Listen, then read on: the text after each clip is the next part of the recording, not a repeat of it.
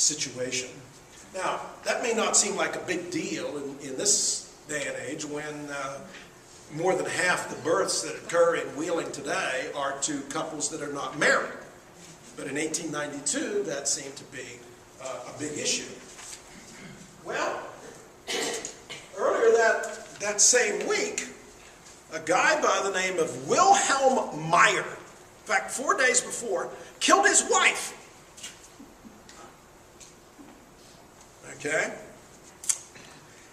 And they hanged him.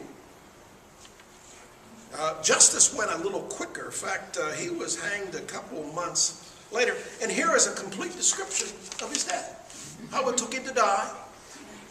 How the fact that his body dropped too far and his head was supposed to be above. And they pulled him back up. You know how they pulled him back up? They pulled him up by the neck. You know, that's it. Okay. So we got these murders. Now remember, Wheeling's population at this time is only in the 30,000 range. So we're killing people. But we got other things going on in town too. This comes from the Wheeling newspaper in 1887. It's Friday morning, February the 11th, 1887. And the title of the article is "A Big Cockfight Out the Road Last Night." In full. They charge 50 cents to get in. Now, that doesn't sound like a lot of money, but remember in the 1890s, an average worker is probably not making $400 a year. So 50 cents is a lot of money.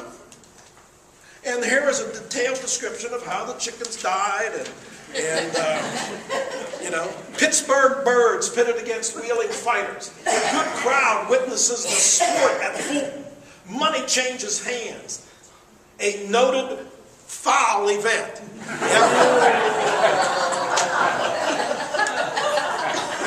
It's your newspaper. The Intelligencer. A foul event. Well, so you got cockfighting. When we lived in Honolulu, and two streets in Honolulu, King Street and Baratania Street, came together and they formed a triangle. And every time we would go by there was all these guys, and they looked like they were playing chess. They were all Filipino guys. They were all playing chess. And I'm thinking, boy, you know, that's really nice. You know, all these old men are playing. No, they weren't playing chess. It was some kind of gambling game. And the Honolulu police broke it up and they arrested like 150 guys for illegal gambling. Okay? They still have cockfights. I mean, it's illegal.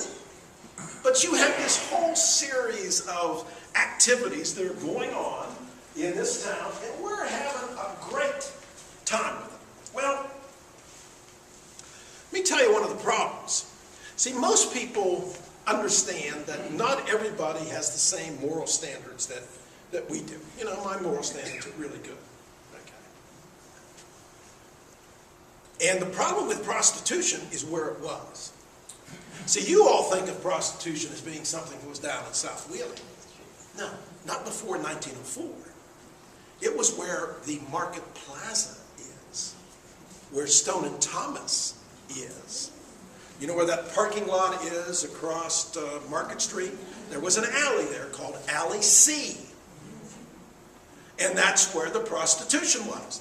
Well, the problem with that is that on certain nights, here come your boatmen, here come your farm boys, here come your workers, and they're looking for a good time.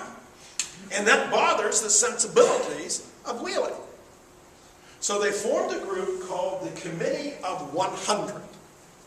There were actually 139 of them, but it was the Committee of 100.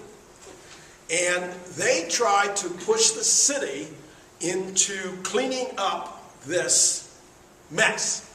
Now, that should tell you that something is happening in Wheeling. And what's happening is that the sex ratio is coming more even. There are more families. One of the houses in North Wheeling, and I forgot which one it is, you may know it. It has a big billiard room in the back, okay, that overlooks the river. That billiard room was put in because the mother had a young son, and she wanted to make sure that that son could bring his friends there to play billiards rather than go down a couple blocks and experience the things in life. These were the big issues, okay? Fake hotels. Now, you know what a fake hotel is? Yeah. Do you want that room by the night or by the hour?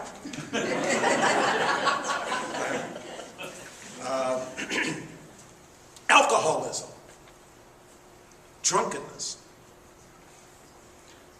Americans drank a lot. American males drank a lot. Remember, in the days before refrigeration, the easiest way to keep liquids without spoiling is to ferment it. So apple cider wasn't the apple cider that you and I drink. It was more of a... I remember as a kid, there was this place over at Steubenville that was going out of business, and they had this apple cider thing that they were getting rid of. And my Uncle Ben and my dad went over, and they bought a couple of cases. And, you know, they should have known. They didn't bother to read the label. But the bottles were, you know, it said apple cider on them, but they were like almost like little flasks, you know. And it was good, you know. And after a while, you know, Dave was even more talkative than normal. My mother looked at it and said, "Matthew!" That was often said. Matthew, that was my father's name. Matthew, look at that. Oh my God. You know, it was like drinking wine. I have no idea what happened to the rest of that case. It was long, long gone. Okay? Now, here's what really bugged them. Drinking on Sundays. Breaking the Sabbath. Remember, Wheeling has, for those of you who know Benwood, you know why you have those department stores in Benwood? Because Wheeling, Ohio County still had blue laws. Marshall County had gotten rid of them. So you put them right there on the edge. So people, and that was just in the early 70s, late 60s. Okay?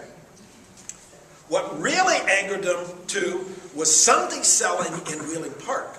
That on a Sunday you could go buy a beer. If any of you ever go over to Garrett County, Maryland, try to buy an alcoholic beverage in Garrett County that's not in a restaurant. You can't do it. Because Garrett County is one of the most conservative counties in fact, I would guess it's the most conservative county in Maryland. Can't have it. You have dry townships, even in Ohio. My wife's family opened up a golf course in Carrollton, and they wanted to serve beer. And to do that, they had to put it on the ballot. And the local Methodist minister preached against it, and the first time it was on the ballot, it lost. And you know, if you have a golf course, you've got to have beer, okay? They didn't like slot machines. Just wait a minute, this is how long ago? We've got the same kind of things tonight. Houses of ill fame, prostitution in the market house areas, Sunday selling, slot machines, breaking the Sabbath, and so on. Oh, we're upset. And in 1904, they put on trial the most famous madam, the Alma Henderson of her time, a woman by the name of Alice Bradford. She lived in a house not very far from the Market Plaza.